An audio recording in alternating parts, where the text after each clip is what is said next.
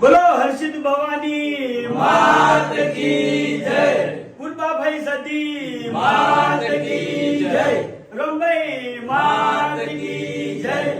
જય માતાજી. તમામ ચાહક મિત્રોને જણાવવાનું કે પાલનપુરની અંદર આપણે અનાઉન્સમેન્ટ કર્યું હતું કે મંગળવારના દાડે મફુ કાકાના નામથી આપણે એક પ્રોજેક્ટ લોન્ચ કરવાના છે, બરાબર?